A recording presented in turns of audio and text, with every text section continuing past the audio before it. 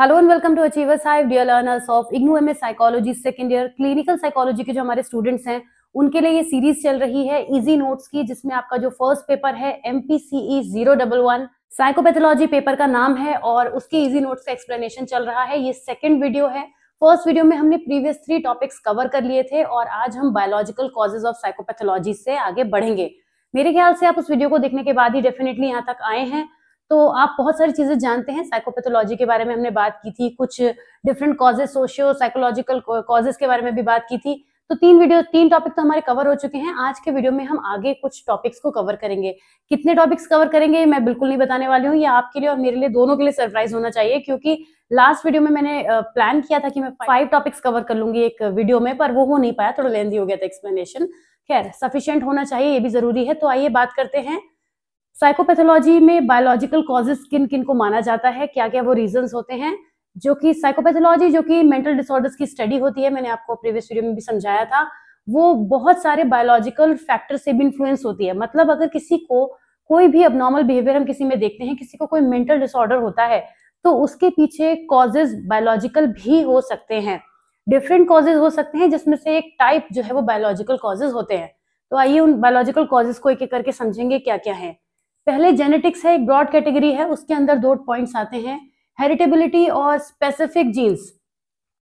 Many psychiatric disorders have a genetic component.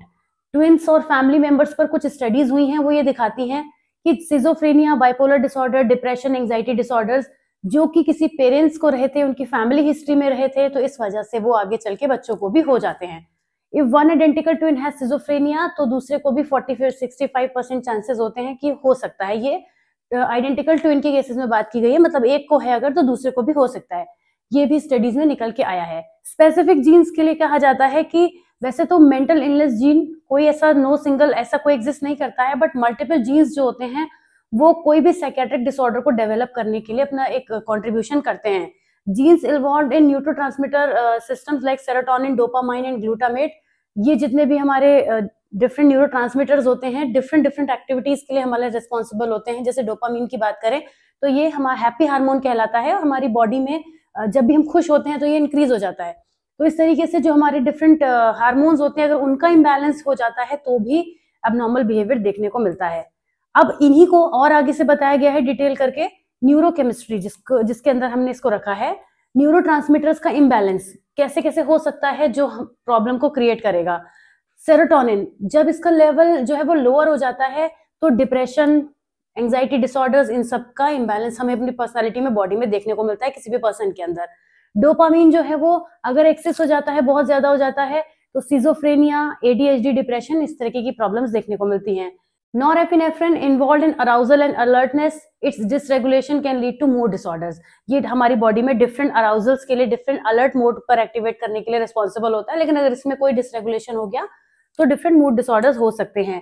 Hormonal imbalances भी होते हैं, इसी के अंदर कैटेगरी है, जैसे कॉर्टिसोल जो कि एक स्ट्रेस हार्मोन कहलाता है, थायराइड हार्मोन्स होते हैं, सेक्स हार्मोन्स होते हैं, ये हमारे मूड और बिहेवियर को इम्पैक्ट करते हैं। हाई कॉर्टिसोल का लेवल होने की वजह से डिप्रेशन, PTSD हो सकता है। थायराइड डिसफंक्शन की वजह से कोई भी पर्सन के अंदर साइकेट्रिक सिम्टम्स देखने को मिल सकते हैं। तो ये भी वजह है, कॉजेज हम पढ़ रहे हैं। अब ब्रेन के स्ट्रक्चर पे आते हैं। ब्रेन के स्ट्रक्चर में सबसे पहली चीज आती है brain morphology. Imaging studies show that individual with certain mental disorder might have altered brain structure. Brain के स्ट्रक्चर में किसी भी तरीके का अगर इश्यू है तो उसकी वजह से सिजोफ्रेनिया, डिप्रेशन, ये सारे प्रॉब्लम्स देखने को मिल सकती हैं। लेकिन ये कब कब हो सकती हैं? जब ब्रेन में ग्रे मैटर जो है वो रिड्यूस हो जाए, प्रीफ्रंटल कॉर्टेक्स में, थैलेमस में, हिप्पोकैम्पस में। डिप्रेशन जब हिप्पोकैम्पस का साइज जो है वो थोड़ा स्मॉलर हो जाए, potentially due to chronic stress effects. उसके बाद इसी के अंदर आता है फंक्शनल एबनॉर्मैलिटीज। कई बार कुछ फंक्शनल एबनॉर्मैलिटीज भी हो सकती हैं। सर्किटरी इशू जैसे OCD जैसे डिसऑर्डर जो होता है, that involve hyper activity in the orbitofrontal cortex, basal ganglia and related circuits. तो कोई सर्किट्स में प्रॉब्लम होने की वजह से भी प्रॉब्लम्स हो सकती हैं। Neuroplasticity, the brain's ability to form and recognize synaptic connection can be impaired in conditions like depression. जो हमारे साइनेप्सिस के बीच का डिस्टेंस होता है, अगर वहां पे भी कोई तरीके की दिक्कत है तो यहाँ पे न्यूरोप्लास्टिसिटी वजह बनती है। न्यूरो डेवलपमेंटल फैक्टर भी होते हैं। कई बार प्रीनेटल इन्फ्लुएंसेस होते हैं, इन्फेक्शन, माल न्यूट्रिशन, प्रेगनेंसी के दौरान अगर मदर इन सब के अक्रॉस आई है तो फिर बच्चे को होने के चांसेस रहते हैं आगे चल के। Maternal influenza is the second trimester has been associated with increased risk of schizophrenia in the offspring। ये पॉसिबिलिटी हमेशा की भी नहीं है, कई बार ऐसा नहीं भी होता है, लेकिन ये फैक्टर रहते हैं। Early brain development, genetic mutations और environmental insults affecting early neurodevelopmental can set the range for later psychopathology, particularly ceiling developmental disorder. ये भी एक इश्यू बन जाता है। इसके अलावा कुछ फिजियोलॉजिकल रिस्पॉन्सेज भी होते हैं जो हमारी बॉडी देती है। स्ट्रेस के टुवर्ड्स हमारा रिस्पॉन्स कैसा है, अगर हमारा जो भी फिजिकल सिस्टम है वो स्ट्रेस के टुवर्ड्स प्रैक्टिकली अच्छे से रिस्पॉन्स नहीं कर पाता है तो भी हमारी बॉडी जो है वो डिफरेंट डिसऑर्डर्स को कैच कर सकती है। Inflammation, there is growing evidence linking chronic inflammation with depression, schizophrenia and autism, suggesting that the immune system dysfunction might play a role in mental health। Immune system अगर weak होगा तो फिर mental health disorders होने natural सी बात है। इसके बाद और भी points हैं, एक last point और है ये कि gene expression, environmental factors can cause epigenetic changes, altering how genes are expressed without changing the DNA sequence। These changes can influence susceptibility to mental disorder, जो कि हमें चाइल्डहुड ट्रॉमा या फिर क्रॉनिक स्ट्रेस के थ्रू रिसीव होते हैं, experience हम करते हैं। तो ये कुछ पॉइंट्स हैं जिनको आपको ध्यान में रखना है। आपको ये पूछा जाता है टॉपिक काफी, तो यहाँ पर आप उसको एक्सप्लेन कर सकते हैं। लास्ट में समराइज कर देंगे इस टॉपिक के साथ में। आते हैं socio cultural causes of psychopathology. Socio cultural causes में हमने एक पॉइंट की तरह से थर्ड वाले पॉइंट में पढ़ा था, मतलब इसको एज अ सब हेडिंग पढ़ा था थर्ड वाले टॉपिक में, लेकिन यहाँ पे थोड़ा और डिटेल में पढ़ेंगे कि सोशियो कल्चरल कॉजेज साइकोपैथोलॉजी के क्या होते हैं। ये जितने भी अभी तक आपको टॉपिक नजर आ रहे हैं, जो भी आपने पढ़े हैं, 10 मार्कर्स में पूछे जाते हैं, तो अच्छा खासा लेंथ में हमें कंटेंट लिखना होगा, जो कि आपने अभी देखा प्रीवियस वीडियो में मैंने अच्छा खासा लेंथ के हिसाब से बनाया हुआ है। सोशियो कल्चरल कॉजेज क्या क्या हो सकते हैं, डायरेक्ट कॉजेज पे आ जाते हैं। सबसे पहले तो कल्चरल नॉर्म्स एंड वैल्यूज। बहुत चीजें हमारी सोसाइटी में ऐसी होती हैं जिनको नॉर्मल माना जाता है। अगर कोई भी पर्सन वैसा बिहेव नहीं कर रहा है तो उसको नॉर्मल कंसीडर कर दिया जाता है। ऐसा नहीं है कि उसको ये बोला जाता है कि ये डिप्रेशन है, ये बाइपोलर है, सिजोफ्रेनिया है, लेकिन उस पर्सन को सोसाइटी कहीं ना कहीं ऐसी कैटेगरी में रख देती है कि वो पर्सन खुद ही आइसोलेटेड फील करने लगता है। तो जो भी नॉर्मल है, पैथोलॉजिकल है, वो वेरी करता है कल्चर के अक्रॉस। कोई एक चीज जो हमारी सोसाइटी में बहुत अच्छी मानी जाती है, दूसरे की सोसाइटी में वो गलत नजर से देखी जा सकती है। तो कल्चरल प्रैक्टिसेस, बिलीफ और स्टिग्मा जो होता है मेंटल हेल्थ के अराउंड, वो बहुत सारी ऐसी प्रॉब्लम क्रिएट करता है। अगर कोई पर्सन थोड़ा सा भी अबनॉर्मल फील कर रहा है, उसके साथ कोई प्रॉब्लम हो रही है, उसने उस चीज का जिक्र कर दिया, तो लोग उसके पास नहीं आना चाहते। आज भी हमारी सो कॉल्ड हेल्दी सोसाइटी में चीजें होती हैं, देखने को मिलती हैं। तो इसका मतलब वो हमारे जो कल्चरल नॉर्म्स है, वैल्यूज हैं, वो हिट करते हैं पर्सन को। सोशियो इकोनॉमिक स्टेटस, ये बहुत हद तक वेरी करता है और बहुत हद तक इंपॉर्टेंस भी रखता है कि जो पॉवर्टी होती है, अनएम्प्लॉयमेंट होता है, लो सोशियो इकोनॉमिक स्टेटस के जो लोग होते हैं, वो बहुत जल्दी स्ट्रेस को कैच करते हैं। वो रहते ही है स्ट्रेस में क्योंकि उनकी नीड्स फुलफिल नहीं हो पाती। नीड्स फुलफिल ना होने की वजह से लगातार उनको मेंटल हेल्थ इश्यूज हो सकते हैं। सोशल आइसोलेशन और सपोर्ट, किसी पर्सन को अगर उसके जब सोशल रिलेशनशिप अच्छे नहीं है, वो ऐसी फैमिली में रह रहा है, बहुत हद तक ऐसी चीजें लेडीज के साथ देखने को मिलती हैं। आपने रिसेंटली मिसेस मूवी देखी होगी, मैंने भी देखी थी, उसमें ये चीज वेरीफाई होती है कि वो जो लेडी होती है वहां पे, मैं उस मूवी के किसी भी कॉन्सेप्ट पे जाके किसी एक पार्ट को वेरीफाई नहीं करूंगी यहाँ पे, लेकिन इतना जरूर कहूंगी कि अगर हम केवल उस लड़की को देखें जिसने रोल प्ले किया है, क्या नाम है भूल गई एक्ट्रेस का, वो यही चीज होती है कि उसको सपोर्ट नहीं मिलती है, सोशली आइसोलेटेड फील करती है वो। सोशल आइसोलेशन का ये बिल्कुल मतलब नहीं है कि हम दुनिया में जाके आइसोलेटेड फील करेंगे, हम अपने घर में भी ऐसा फील कर सकते हैं। और बहुत सारे लेडीज के साथ ऐसा होता है, बहुत सारे मेल्स के साथ भी ये चीज होती है, but in a different way, कुछ और तरीके से ऐसी चीजें होती हैं। तो हर कोई ऐसी चीज जो भी फील करेगा वो बहुत ज्यादा स्ट्रेस में रहेगा। शुरू में जो हमने मूवी में मिसेस में लेडी को देखा था, वो कितनी खुश थी, डांस करती थी, लेकिन बाद में उसकी कंडीशन आप देखिए, वो किसी भी चीज पे खुश होकर रिएक्शन नहीं दे रही होती है। तो ये सब चीजें दिखाती है कि अगर किसी पर्सन को अच्छे रिलेशनशिप ना मिले, स्ट्रेस में वो पर्सन रहे, तो वो जो पर्सन है मेंटल डिसऑर्डर्स को इजीली कैच कर सकता है। इसीलिए कहते हैं दूसरों को हमें सपोर्ट देना चाहिए। हम किसी के लिए कुछ कर नहीं सकते तो उसको ये फील तो करा सकते हैं कि हम उसके साथ हैं, इतना भी बहुत होता है। ट्रॉमा एंड एडवर्सिटी, अब इन्हीं सब चीजों से ट्रॉमास भी हो जाते हैं। किसी पर्सन को अपनी फैमिली में लगातार अब्यूज मिल रहा है, बहुत सारी फीमेल्स ऐसी होती हैं जो अपनी फैमिली में उनको अब्यूजिव वे में ट्रीट किया जाता है, बहुत नेग्लेक्ट किया जाता है, उनको इंपॉर्टेंस नहीं मिलती, या उनको ये फील कराया जाता है कि if they are not earning, मतलब they are kind of burden on the family. तो इस तरीके की चीजें जब होती हैं तो वो पर्सन वही सब चीजें आइसोलेशन को बर्थ देती हैं और डिसऑर्डर्स होते चले जाते हैं। जेंडर रोल्स एंड एक्सपेक्टेशंस भी एक चीज है जो आती है कि हर एक जेंडर में, चाहे हम मेल की बात करें या फीमेल की, दोनों ही तरफ क्या होता है, एक बर्डन होता है, एक प्रेशर होता है कहना चाहिए, जिसकी वजह से पर्सन कई बार अब नॉर्मेलिटी को कैच करता है। जैसे किसी भी शादी की बात अगर हम करें, किसी को देखने जाते हैं या किसी के बारे में जिक्र हो रहा था, तो सबसे पहले पूछा जाता है कि लड़का क्या करता है।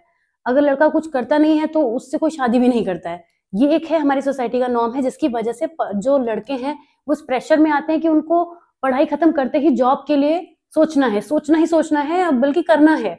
तो ये प्रेशर कैसे डेवलप हो रहा है? क्योंकि कहीं ना कहीं ये जेंडर रोल डिफाइन है कि अगर आप एक मेल हैं तो आपको अर्न करना ही करना है, आपको कोई नहीं खिलाएगा, राइट। हालांकि ये चीज अब फीमेल के केस में भी बहुत होने लगी है, लेकिन फीमेल की जो एक्सपेक्टेशंस है जेंडर रोल के बारे में बात करें तो चाहे वो कुछ भी कर रही हो, बहुत अच्छा अपनी फील्ड में कर रही हो, लेकिन आज भी बहुत हद तक उनको उनके घर के कामों से या उनके हाउस होल्ड मैनेजमेंट से ही मेजर किया जाता है। वो अपनी लाइफ में बहुत सारी चीजों को बहुत अच्छा कर सकती हैं, लेकिन उनको मेजर इस चीज से किया जाता है कि वो कुकिंग में कितनी अच्छी है या फिर वो कोई और काम घर का कितना अच्छा कर लेती हैं। ट्रस्ट मी, ये होता है, अभी भी लेडीज के साथ ये होता है।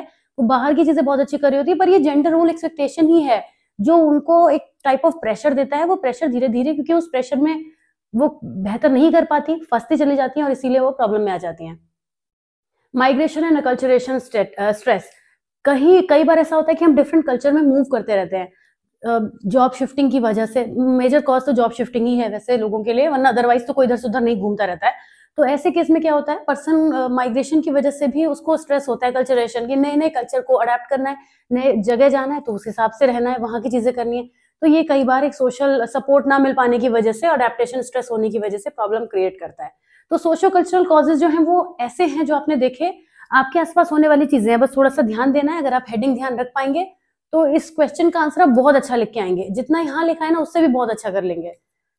ओके, अब आते हैं डिसऑर्डर्स की तरफ, शुरुआत करते हैं। एडीएचडी, ये जो टॉपिक है, वैसे मैंने सभी टॉपिक जो यहाँ पे लिए हैं वो सुपर डुपर इंपॉर्टेंट है, पर फिर भी मैं एडीएचडी पे बहुत फोकस करूंगी, क्योंकि जब मैं रिसर्च कर रही थी, क्वेश्चन पेपर में से देख रही थी, तब मैंने देखा कि एडीएचडी लॉन्ग में या फिर बी सेक्शन में, यहाँ तक कि सी सेक्शन में भी सिम्टम्स की फॉर्म में पूछा गया है। मतलब एडीएचडी तो बहुत ज्यादा पूछा गया है, और आप देखेंगे अभी मैं आपको दिखाऊंगी कि एडीएचडी का जो मैंने कंटेंट है वो काफी सारा बना है। जो जो चीजें एडीएचडी से एसोसिएटेड हो सकती थी मैंने सब इसमें डाली हैं। इसकी लेंथ 450 वर्ड्स नहीं है, इसकी लेंथ काफी ज्यादा होगी, मे बी 600-700 के समथिंग है। पर आपको कौन सा, ये कोई as it is copy paste थोड़ी ना आप करके आएंगे, आप तो समझ रहे हैं, आप लिखेंगे अपने सेंस से।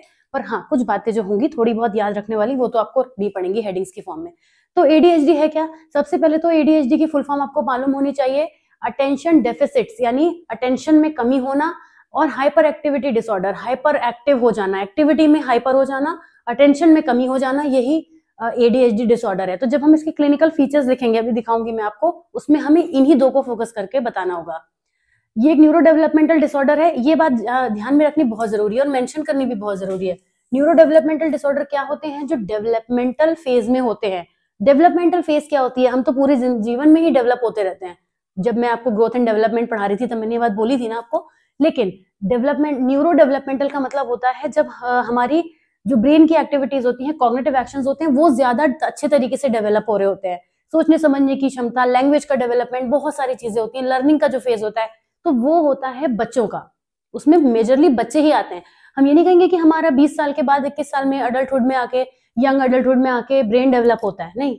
तो इसीलिए न्यूरो वर्ड लगा है ना। वैसे तो डेवलपमेंटल फेज वाकई में पूरा ही जीवन होता है हमारा, लेकिन न्यूरो लग गया है तो मतलब जहां पर हमारे ब्रेन का डेवलपमेंट ज्यादा अच्छे तरीके से होता है, उसको हम न्यूरो डेवलपमेंटल फेज बोलते हैं।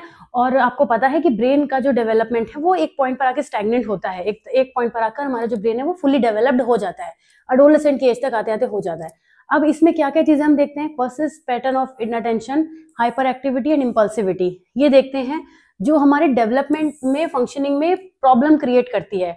ये कॉमनली कब होता है? चाइल्डहुड में डायग्नोज होता है, मैंने भी आपको बताया, क्योंकि न्यूरो डेवलपमेंटल है। लेकिन इसके जो सिम्टम्स हैं वो एडोलेसेंस और एडल्टहुड तक वर्क करते हैं।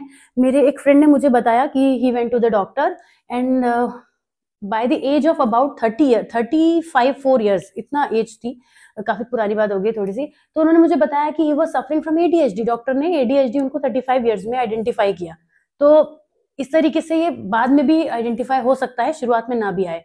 क्लिनिकल फीचर्स और जो कॉजेज हैं एडीएचडी के, आगे और डिटेल में पढ़ेंगे इन पे, अभी तो ये एक बिगिनिंग वाला पार्ट है ना, तो उस तरीके से लिखा हुआ है। क्लिनिकल फीचर्स क्या क्या हैं एडीएचडी के? सबसे पहला इसमें इनअटेंटिव टाइप आता है, जरा क्विकली रीड करिए आप। मैं छोटा सा ब्रेक लूंगी क्योंकि मुझे ये भी देखना है कि मेरी स्पीड क्या चल रही है आज, क्योंकि मैं बहुत ज्यादा इस चीज को लेके थोड़ा सा परेशान हूँ कि पिछले वीडियो में मैंने अपनी जो मेरी डिजायर्ड था उसके हिसाब से नहीं कर पाई थी। तो मैं गई तो पानी का ब्रेक लेने थी और ऐसी लौट आई। तो वापस आ गई हूँ मैं इस वीडियो में। हाँ, इतनी देर में आपने रीडिंग कर ली होगी कि इन अटेंशन के टाइप क्या क्या हो सकते हैं, किन किन चीजों में इन अटेंशन दिखाई देगा।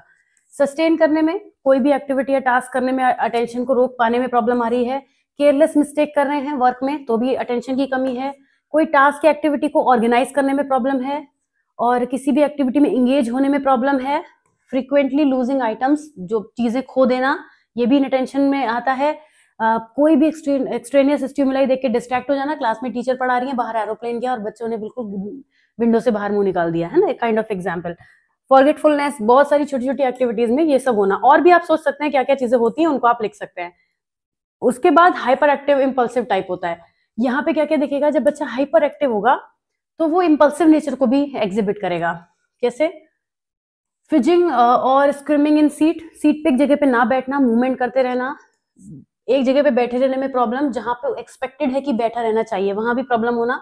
मतलब एक तो होता है कि क्लास में आप इस तरीके की चीजें कर ले रहे हैं क्योंकि आप अपनी क्लास टीचर से फेमिलियर हैं, लेकिन आपको ग्राउंड में बिठाया गया कि कोई बाहर से आए हैं लेक्चर देने के लिए, वहां पे भी बच्चा इस तरीके के बिहेवियर कर रहा है, तो मतलब फिर ये ठीक नहीं है। रनिंग और climbing inappropriate situation, inability to play और engage in activity quietly, talking excessively. यहाँ पे जितने एक्शंस देख रहे हैं वो ऐसे हैं जिसमें बच्चे का जो बिहेवियर है वो बहुत फ्लक्चुएशन दिखेगा, इंपल्सिविटी दिखेगी।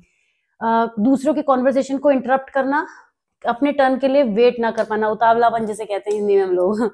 अब कंबाइंड टाइप भी होता है एक, जिसमें दोनों के जो दोनों के सिम्टम्स है ना, इनअटेंशन और हाइपर एक्टिविटी इम्पल्सिविटी के, वो मिक्स हो जाते हैं। तो मतलब दोनों मिक्स हो जाते हैं तो वो टाइप बन जाता है।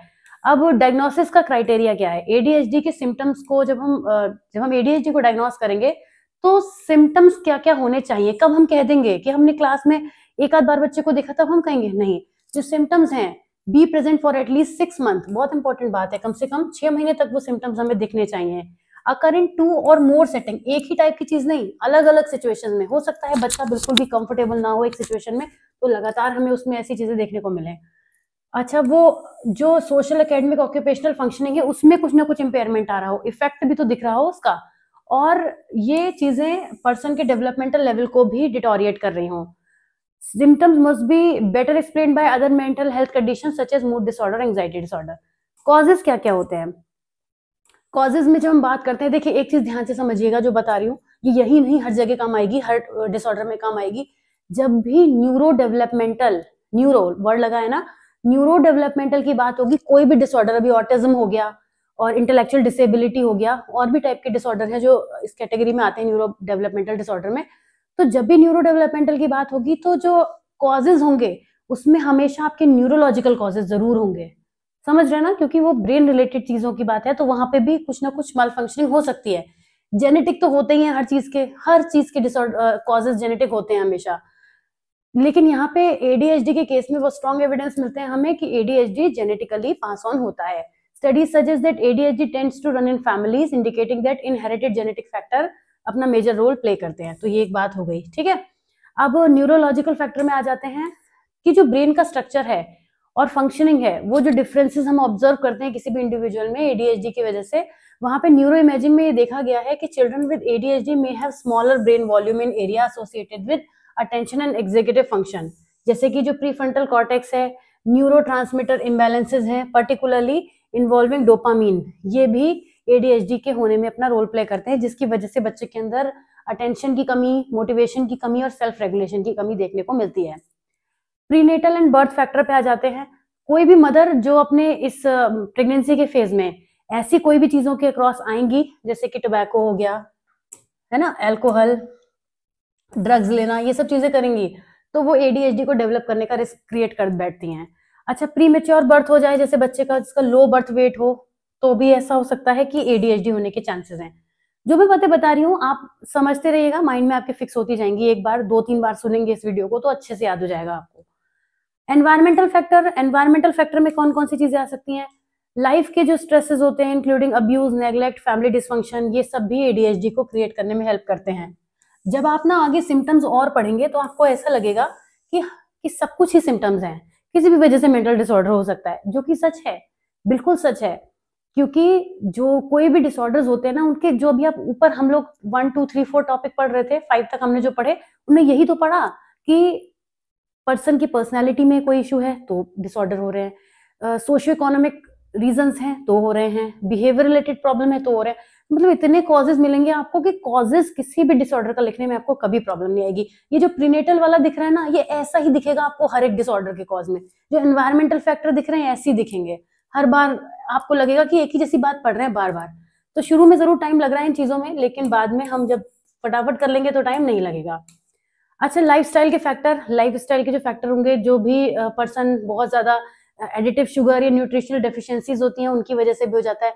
फूड में जो कलर पड़ता है वो एडीएचडी को क्रिएट करने में अपना बहुत बड़ा रोल प्ले करता है। फूड कलर जो होता है ना, आप देखते हैं हर दूसरी चीज में तो कलर होता है, खाने में आजकल इतना कलर मिक्स रहता है, पैकेट फूड्स में कलरफुल चीजें होती हैं, कलर एडेड रहता है, तो वो एडीएचडी क्रिएट करने के लिए प्रॉब्लम करता है।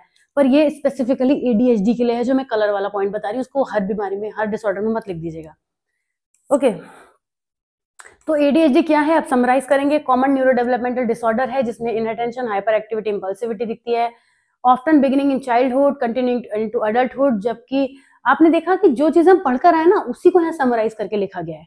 तो हर एक आंसर के एंड में आपने जो लिखा है उसको ही छोटा छोटा कीवर्ड बना के समराइज कर दीजिए। आप नोटिस करिए, मैं आपको इसलिए इस चीज समझा रही हूँ कि कभी मैं फास्ट चलूं तो आपको ये ना लगे कि मैम ने ये वाला पोर्शन छोड़ दिया।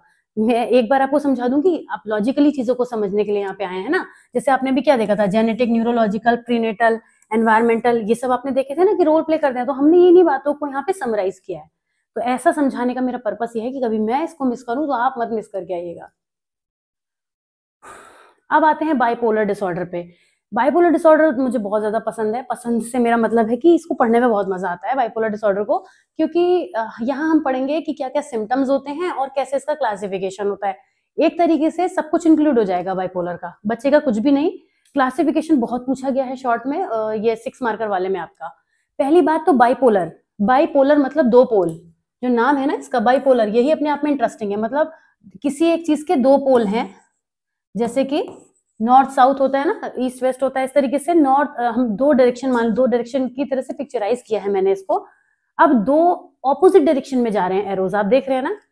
तो बाइपोलर का भी यही सीन है। इसका जो एक पोल है वो जिस डायरेक्शन में जाता है, दूसरा पोल उसके ऑपोजिट जाता है। मतलब अगर एक में जो है पर्सन बहुत डाउन फील करता है तो दूसरे में बहुत अप फील करेगा। आपको ये लगेगा कि अप फील करना अब नॉर्मैलिटी कैसे है। आपको एक लेवल तक अप ठीक है, लेकिन उसका भी अगर एक्सट्रीम चला गया तो वो भी अवे फ्रॉम नॉर्मल हो जाता है। हर चीज नॉर्मल में, हम कहते हैं ना कि अब नॉर्मैलिटी क्या है, अवे फ्रॉम नॉर्मल। तो हर एक चीज जो नॉर्मल से अवे है, अवे मतलब चाहे वो ऊपर हो जाए चाहे स्केल में नीचे चली जाए, वो अब नॉर्मल है। तो बाइपोलर के दो पोल होते हैं। पहले पोल को हम कहते हैं, पहले या कुछ भी कह सकते हैं, उससे फर्क नहीं है, पहला वाला डिप्रेशन। पहला पोल जो है इसका, राइटिंग पे मत जाइएगा मेरी, डिप्रेशन है। दूसरा है मेनिया। दो प्रॉब्लम से मिलके बाइपोलर बना है। Bipolar is nothing in itself, it's a combination of depression and mania.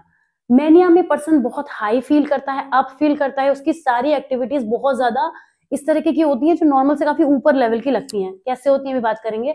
Depression तो आपको पता ही है, वर्ड ही डिप्रेस, डिक्लाइन को दिखाता है। तो जब पर्सन के जो मूड्स हैं वो बहुत ज्यादा लो चले जाते हैं तो वो डिप्रेशन में हो जाता है, अप चले जाते हैं तो मेनिया होता है। एक और बात इंपॉर्टेंट कि बाइपोलर डिसऑर्डर एक मूड डिसऑर्डर है। ओके, जैसे अभी न्यूरो डेवलपमेंटल को समझा था वैसे यहाँ समझिए। तो मूड डिसऑर्डर पे क्या चीजें ज्यादा इंपैक्ट करेंगी, आप समझ सकते हैं कि हमारे आसपास होने वाली चीजें इमोशनल लेवल पर हमें बहुत कनेक्ट होंगे इसमें हम। तो फिलहाल bipolar disorder is a mood disorder characterized by extreme fluctuation in mood, energy and activity levels. इसमें मैनियक एपिसोड्स आते हैं जिसको हम मैनिया कहते हैं, कैरेक्टराइज्ड बाय एलिवेटेड और इरिटेबल मूड। एलिवेटेड मतलब उठे हुए, कोई चीज जो ऊपर को लेके जा रही है। To depressive episodes marked by low mood and lack of energy. Depression में क्या होता है आप सभी को पता है। Bipolar disorder can significantly impact a person's daily functioning, relationships and overall quality of life. Of course ये बहुत प्रॉब्लम करता है कि जिस पर्सन को बाइपोलर की प्रॉब्लम होती है। क्लासिफिकेशन पे आएंगे क्योंकि बाइपोलर के बारे में इतना इनफ है। अब जो हम क्लासिफिकेशन करेंगे उसी में चीजें ज्यादा आएंगी। क्लासिफिकेशन में क्या होता है कि बाइपोलर जो है वो 3 टाइप का होता है। बाइपोलर कितने कितने टाइप का होता है, बाइपोलर 1, बाइपोलर 2 एंड साइक्लोथिमिक डिसऑर्डर, जिसको हम बाइपोलर का तीसरी टाइप कहते हैं। तो बाइपोलर किस वजह से क्लासिफाई होता है, based on the severity and nature of mood episodes, कैसे एपिसोड्स आ रहे हैं।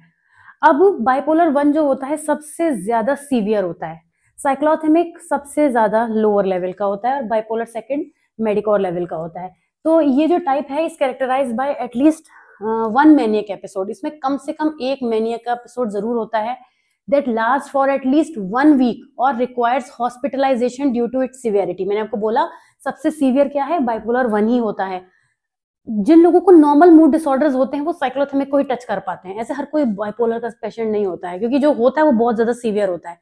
अब क्या चीज ध्यान रखनी है कि कम से कम 1 वीक तक इसमें हमें पर्सन के अंदर बहुत सीरियस सिम्टम्स दिखते हैं। डिप्रेसिव एपिसोड्स में ऑल्सो अकर typically lasting at least 2 weeks. Depression जो है उसके बाद, मैनिया के बाद हमें 2 वीक तक ये दिख सकता है। The manic episode can be severe enough to cause significant function impairment and even साइकोसिस। इतना सीरियस लेवल का ये हो जाता है कि जो उसका पर्सन है उसको कंट्रोल करना मुश्किल हो जाता है, या वो अपना कंट्रोल जो है वो बुरी तरीके से खो बैठता है। अब यहाँ पे लिखा है कि कम से कम एक मैनिक एपिसोड होता है। उस मैनिक एपिसोड में क्या होता है, पर्सन का जो नेचर है वो इस एक्सट्रीम लेवल का जंपी नेचर हो जाता है, वो इतने हाई लेवल पर एनर्जी पे चला जाता है कि वो अपने आप को कंट्रोल नहीं कर पाता। बहुत सारे ऐसे लोग हैं जो आपको मैनिया से सफर करते हुए दिखेंगे।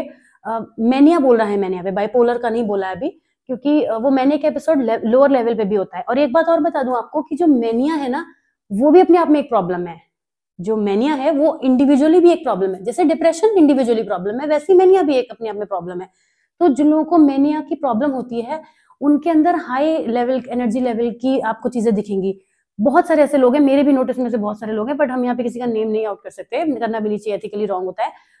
पर हम बहुत सारे ऐसे लोगों को जानते हैं जो आपको कपड़े पहनने से लेके, बोलने के तरीके से लेके, अपनी डेली एक्टिविटीज में हर वक्त पे बहुत हाई एनर्जी के लगेंगे। आपको ऐसा लगेगा कि जो लोग नहीं जानते नॉर्मेलिटी के बारे में वो ये सोचते हैं कि यार ये कितना पॉजिटिव है, कितना ज्यादा एक्टिव रहता है, पर उसके उस एक्टिव रहने में हमेशा चीजें उस तरह से नहीं चलती हैं। उसके एक्टिव रहने में वो चीजें नेगेटिव भी चलती हैं। ये डिप्रेशन से नहीं जुड़ा है नेगेटिविटी, ये नेगेटिविटी उसकी एक्टिविटीज में है जो आपको बॉदर करेंगी, जो आपको अच्छी नहीं लगेंगी, जो आपको पॉजिटिव नहीं लगेंगी। तो मैनिया में इस तरीके की कुछ भी चीजें हो सकती है, जैसे इस तरीके के कपड़े पहनना, इस तरीके की बातें करना, एक्टिविटीज करना, सोशल मीडिया पे वो बिहेवियर दिखाना, है ना। बहुत सारे तरीके की चीजें हो सकती हैं जो मैनिया के एपिसोड में आती हैं। ये मैं किसकी बात कर रही हूँ, जो लोअर लेवल पे लोगों को मैनिया से सफर करते हैं। अब वो जो मैनिया का एपिसोड यहाँ पर होता है वो बहुत एक्सट्रीम लेवल का हो जाता है। चलिए दूसरे पे आ जाते हैं। सेकंड वाला जो होता है थोड़ा सा लो करेंगे। In bipolar 2 the individual experiences hypomanic episodes. Hypomania क्या होता है, मैनिया का एक टाइप होता है। हाइपोमेनिया में पर्सन जो है थोड़ा सा लेस सीवियर होता है मैनिया की फॉर्म, जिसमें पर्सन कुछ इसके कंपैरिजन में कम चीजें दिखाता है। लेकिन यहाँ पे मेजर डिप्रेसिव एपिसोड्स होते हैं but never a full blown manic episode.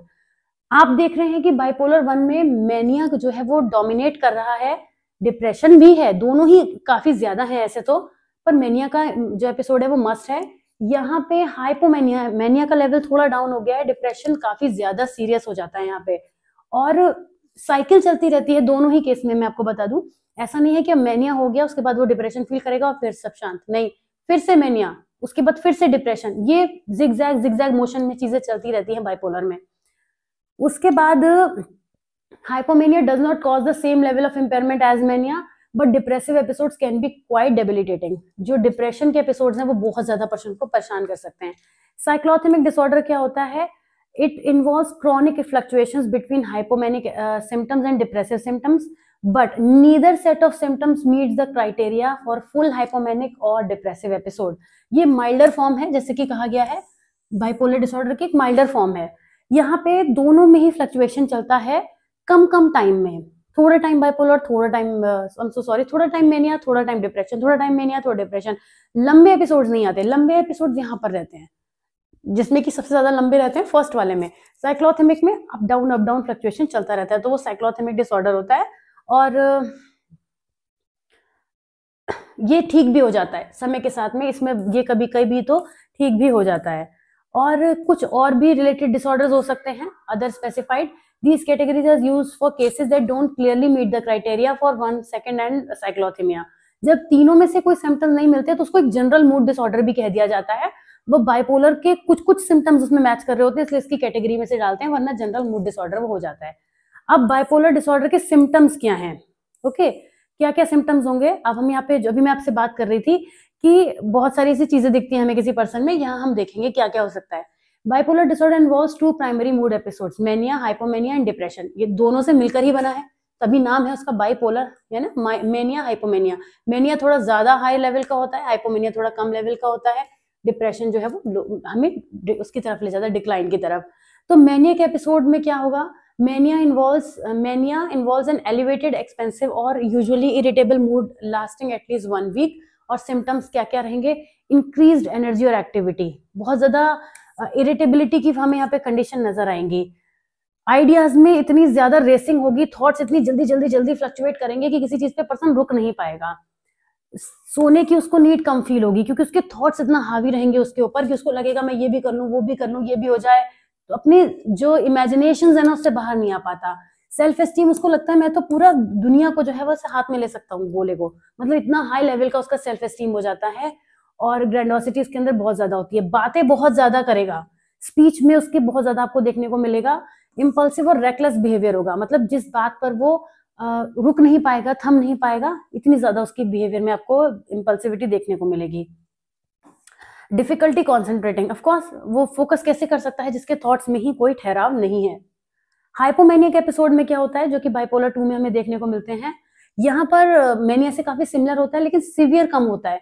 तो सिम्टम्स काफी हद तक वैसे ही रहते हैं, बस उनकी डिग्री कम हो जाती है। आई होप आपको डिग्री पता होगी, किसी भी डिसऑर्डर की डिग्री से उसकी सिवियरिटी का पता चलता है, कि मतलब डिग्री तब हम आइडेंटिफाई कर पाते हैं जब उसके सिम्टम्स, मतलब बहुत ज्यादा सिम्टम्स है तो डिग्री हाई है, यानी जो डिसऑर्डर है वो सीवियर है। कम सिम्टम्स है तो डिग्री लो है, यानी जो डिसऑर्डर है वो कम सीवियर है। तो यहाँ पे भी वही सब चीजें देख रहे हैं हम, लेकिन उनकी डिग्री जो है वो कम हो जाएगी। ओके, सब माइल्ड माइल्ड माइल्ड हो जाएंगे। डिप्रेसिव एपिसोड में क्या होता है? डिप्रेशन के बारे में तो मुझे कुछ बताने की जरूरत नहीं, आप ही लोग मुझे इतना कुछ बता देंगे। डिप्रेशन में क्या होता है? सैडनेस बहुत रहती है, चीजों में इंटरेस्ट खत्म हो जाता है, प्लेजर नहीं फील होता किसी चीज में, फटीग फील होता है, एनर्जी में कमी फील होती है, ऐसा लगता है कि हम लोग किसी चीज के लिए बने ही नहीं है, गिल्ट फील होता रहता है, एक्सेसिव गिल्ट बहुत होता है, वर्थलेसनेस फील होती है, कॉन्सेंट्रेट नहीं कर पाते, स्लीप पैटर्न बहुत बदलता है, वेट चेंज हो जाता है, सुसाइडल थॉट्स आते हैं, एक्सट्रीम लेवल पर होता है। ठीक है, तो depressive episodes often last for at least 2 weeks, और ये सोशल ऑक्यूपेशनल हमारी पर्सनल फंक्शनिंग को बहुत ज्यादा डिस्टर्ब करते हैं। बाइपोलर डिसऑर्डर एक कॉम्प्लेक्स मेंटल हेल्थ कंडीशन है जो कि एक्सट्रीम मूड स्विंग से होती है, जिसमें हम ये सारी चीजें देखते हैं। अगेन ये वही चीज हो रही है जिससे मैंने भी आपको समझाई थी। अगले टॉपिक को देखते हैं। देखिए, मैंने इसको अलग से मेंशन किया है, ये भी बहुत पूछा गया है कि बाइपोलर डिसऑर्डर के कॉजेज क्या हैं। एक चीज मैं बीच में आपको बताती चलूं, एक चेंज कर रहे हैं टॉपिक, तो ये जो आप पढ़ रहे हैं ना नोट्स, ये एक किसी भी पर्सन के लिए मुझे लगता है एक जनरल इन्फॉर्मेशन के लिए भी बहुत अच्छी चीज है। अगर आप एग्जाम दे रहे हैं तब तो आप इसे पढ़ ही रहे हैं, जाहिर सी बात है। क्लिनिकल साइकोलॉजी के जो स्टूडेंट हैं वो इन टॉपिक्स को पढ़ रहे हैं क्योंकि उनके सिलेबस का पार्ट है, लेकिन जो पर्सन क्लिनिकल साइकोलॉजी के ग्राउंड्स को समझना चाहता है, हमारे ये जो इजी नोट्स हैं ये उसके लिए भी बहुत अच्छे हैं। तो जो लोग भी मेडिकल के स्टूडेंट हैं या किसी और क्लास में, किसी और में आपका जो सब्जेक्ट या टॉपिक है, वो भी ये पढ़ सकते हैं। ओके, आप किसी को भी चाहें तो इस चीज के लिए रेफर कर सकते हैं। बाइपोलर डिसऑर्डर के कॉजेस पे आते हैं। अभी हमने बात की थी, अब आप देखेंगे वो जो बात मैंने आपको भी प्रीवियस वाले टॉपिक में समझाई थी वो आपको यहाँ होती हुई दिखेगी। वैसे इंटरेस्टिंग बात यह है कि 8th टॉपिक तक मैं आ गई हूँ, मुझे पता भी नहीं चला है एक्चुअली आज, यानी कि आज का 5th टॉपिक है। एक बार मैं क्विकली टाइम देख लूं कि कितना हो गया है। वाओ, हमारे पास इस क्लास के 5 मिनट्स बचे हैं और मुझे हर हालत में 5 मिनट्स में कॉजेस खत्म करने हैं। तो हमारा आज का टारगेट जो कि नहीं बनाया था मैंने शुरू में, वो बिना बनाए भी पूरा हो गया। आज के 5 टॉपिक्स कवर हो गए हैं। चलिए, अच्छा है, बढ़िया है। आते हैं डिसऑर्डर्स की। इसमें हम बात करेंगे कौन कौन से कॉजेज होते हैं। सबसे पहले जेनेटिक फैक्टर्स। आपको पता है फैमिली हिस्ट्री में अगर है, अब आप देखिएगा ये हम जल्दी चल पाएंगे इसकी वजह से। आपने एक बार समझ लिया ना कि कॉजेज क्या होते हैं। जेनेटिक फैक्टर्स जो होते हैं, फैमिली हिस्ट्री की, अगर फैमिली में अगर ये डिसऑर्डर रहा है पहले तो बहुत चांसेस होते हैं कि ये डेवलप हो जाएगा। जेनेटिक म्यूटेशंस क्या होते हैं? Several genes are thought to influence the likelihood of developing bipolar disorder, जो कि न्यूरोट्रांसमीटर के में इरेगुलेशन आने से, कोई भी सेलुलर सिग्नलिंग में प्रॉब्लम होने की वजह से भी हो जाते हैं। बायोलॉजिकल फैक्टर्स क्या क्या होते हैं? न्यूरोट्रांसमीटर्स का इम्बैलेंस, अभी बात करी। मूड्स के लिए हमारे बहुत सारे ऐसे न्यूरोट्रांसमीटर्स हैं, ब्रेन के केमिकल्स हैं जो रिस्पॉन्सिबल होते हैं। अगर वहां पे डिस्टर्बेंस होगा तो मूड्स में भी प्रॉब्लम आएगी और डिसऑर्डर जनरेट हो सकता है। वही बात यहाँ पे बताई गई है कि काफी सारे हमारे ऐसे जैसे सेरोटोनिन हो गया, अभी पढ़ा था हमने प्रीवियस टॉपिक में, तो बार बार मुझे बताने की जरूरत नहीं है। इनकी वजह से भी मूड्स के एपिसोड चेंज हो जाते हैं। ब्रेन स्ट्रक्चर और फंक्शनिंग, ब्रेन स्ट्रक्चर में अगर किसी भी तरीके की प्रॉब्लम है जो कि हमारे मूड से एसोसिएटेड है, मूड वाले पार्ट को रेगुलेट करता है ब्रेन का कोई भी पार्ट, तो वहां पे या इमोशंस को करता है, वो भी कह सकते हैं। तो जैसे मैगडिला हो गया, प्रीफ्रंटल कॉर्टेक्स और हिप्पोकैम्पस, अगर इनमें किसी तरीके की प्रॉब्लम होगी, डिटोरिएशन होगा, तो उसका असर हमारे मूड्स पर पड़ेगा, मूड्स की वजह से वो डिसऑर्डर जनरेट हो सकता है। Circadian rhythm disruption, many individuals with bipolar disorder experience, जो अपनी स्लीप वेक साइकिल में डिस्टर्बेंस फील करते हैं, मूड इनस्टेबिलिटी में भी इफेक्ट उनको होता है। एनवायरमेंटल ट्रिगर्स क्या क्या हो सकते हैं? जब हमारा पहले से मूड खराब हो और कोई और ऐसी बात हो जाए जो हम नहीं चाहते हमारे आसपास, तो फिर मूड का लेवल और ज्यादा खराब हो जाता है। ये मैं एक जनरल बात कह रही हूँ, लेकिन आप सोच के देखिए कि अगर किसी भी पर्सन के साथ लगातार लाइफ में स्ट्रेसफुल इवेंट्स है, तो उसका मूड कैसा होगा? चिड़चिड़ा वो ज्यादा हो जाएगा। बार बार उसकी लाइफ में ट्रॉमाज हो रहे हैं, बार बार उसकी चीजें जो फेलियर का वो सामना कर रहा है, तो ऐसे लाइफ इवेंट्स जो स्ट्रेस दे रहे हैं वो एनवायरमेंटल ट्रिगर बन जाएंगे, वो एक कॉज बन जाएंगे। सब्सटेंस का यूज करने से भी होता है। जो लोग अपने को रिलीफ करने के लिए ड्रग, एल्कोहल वगैरह यूज करने लगते हैं, उनको लगता है कि हम उस पल के लिए तो शांत है, लेकिन लॉन्गर रन में वो चीजें प्रॉब्लम करती हैं। सीजनल चेंजेस, ये भी होता है कि some people find their mood episodes are more likely to occur during certain seasons. कई बार लोगों को जैसे मूड ऐसा फील होता है कि इस पर्टिकुलर सीजन को वो पसंद ही नहीं करते फॉर वट एवर रीजन, तो उसकी वजह से भी ऐसी चीजें देखने को मिलती हैं। Psychological factors, cognitive vulnerability, certain cognitive styles like a negative view of one self. कोई पर्सन जो है अपने आप को बहुत ज्यादा नेगेटिव सेल्फ एस्टीम है किसी की, नेगेटिव सेल्फ कॉन्सेप्ट है किसी का, ऐसे लोग बहुत नेगेटिव व्यू अपने बारे में होल्ड करते हैं, तो उनको हम कॉग्निटिव वल्नरेबिलिटी में रखते हैं, उनको भी बाइपोलर होने के चांसेस रहते हैं। पर्सनैलिटी ट्रेट्स भी ऐसे होते हैं, कई बार जो हाई लेवल का न्यूरोटिसिज्म होता है वो पर्सन को, मतलब इमोशनल अनस्टेबिलिटी जिसे हम कहते हैं, न्यूरोटिसिज्म का मतलब होता है इमोशनल अनस्टेबिलिटी, तो जिनके अंदर इमोशनल अनस्टेबिलिटी होती है, छोटी सी बात पे रो देना, किसी डिफिकल्ट सिचुएशन में आके पैनिक हो जाना, ये सब चीजें भी पर्सनैलिटी ट्रेट्स होती हैं, तो इनकी वजह से भी प्रॉब्लम हो सकती है। Okay, developmental and childhood factor, अगर लाइफ में शुरुआत में कहीं स्ट्रेस रहा है, बहुत अब्यूज और नेग्लेक्ट फील किया है किसी पर्सन ने, चाइल्डहुड एक्सपीरियंसेस उसके बहुत डिफिकल्ट रहे हैं, तो वो ब्रेन डेवलपमेंट में भी प्रॉब्लम करते हैं और बाकी बाइपोलर का रिस्क भी बढ़ा देते हैं। प्रीनेटल साइकोपैथोलॉजी, ऐसे पेरेंट्स के साथ ग्रो होना जिनकी खुद की मेंटल हेल्थ भी जो है वो बहुत ज्यादा अच्छी नहीं रही है, ये सब प्रॉब्लम्स हो जाती हैं। बाइपोलर डिसऑर्डर के एग्जैक्ट कॉज को हम फाइंड आउट नहीं कर सकते, लेकिन ये बहुत सारे रीजन हैं जो कि एक कॉज बनते हैं और जिनकी वजह से हम कह सकते हैं कि पर्सन ने सफर किया है बाइपोलर में, अब उसको होने के चांसेस रहते हैं। ऑलराइट, अब हम बाइपोलर 1 और 2 में अलग से इन डिसऑर्डर के डिफरेंसेस को समझेंगे, और आप देखेंगे ये मैंने एक पैराग्राफ में एक्सप्लेन किया है, बल्कि मैं सोच रही हूँ क्योंकि बाइपोलर ही चल रहा है तो ये बड़ा नहीं है ज्यादा, फिर हम दूसरे डिसऑर्डर पे आ जाएंगे, तो इसको छोड़ना भी ठीक नहीं है, बहुत बड़ा नहीं है ये, एक पैराग्राफ की, शायद ये 6 मार्कर में पूछा हो गया होगा, इसीलिए मैंने इसकी वर्ड लिमिट इतनी रखी है। तो आप भी मेरे साथ 2 मिनट और बने रहिए। वैसे हमारे वीडियो का जो है ऑलमोस्ट टाइम ओवर हो गया है, लेकिन मैं आपसे यही कहूंगी कि आप 2 मिनट और रुकिए मेरे साथ और इस टॉपिक को कवर कर लीजिए, पूछा गया है ये। अब क्योंकि आप तो जानते ही हैं बाइपोलर 1 और 2 में क्या क्या क्या होता है, तो उनके डिफरेंसेस को हम बता सकते हैं। सबसे पहले बाइपोलर 1 जो है वो हर चीज की सिवियरिटी दिखाता है, उसके सिम्टम्स की डिग्री ज्यादा होती है। बाइपोलर 2 में क्या होगा, उसकी जो सिवियरिटी कम है उसकी डिग्री भी कम है उसके सिम्टम्स की। Bipolar disorder encompasses 2 main types, 1 and 2, each characterized by distinct pattern of mood episodes. कुछ कॉमन फीचर होते हैं, ऑफ कोर्स होते हैं क्योंकि बाइपोलर है, लेकिन दोनों में कुछ हमें फर्क भी देखने को मिलता है। जैसे इसमें मेनिया होता है, इसमें हाइपोमेनिया होता है। अब बाइपोलर 1 के बारे में एक पैराग्राफ है, 2 के बारे में पैराग्राफ है, यहाँ से आपको इनके बारे में और कंटेंट भी मिल रहा है और पूछा गया है, क्योंकि ये तो जब भी आएगा तो आप एक एक करके दोनों के बारे में लिख सकते हैं, फिर लाइन ड्रॉ करके भी लेफ्ट राइट में पॉइंटर्स बना सकते हैं। Bipolar 1 disorder involves at least 1 manic episode. मैं हाईलाइट भी कर दूं जिससे कि अगर आप लाइन ड्रॉ करके लेफ्ट राइट करना चाहें तो आपके लिए प्रॉब्लम ना हो।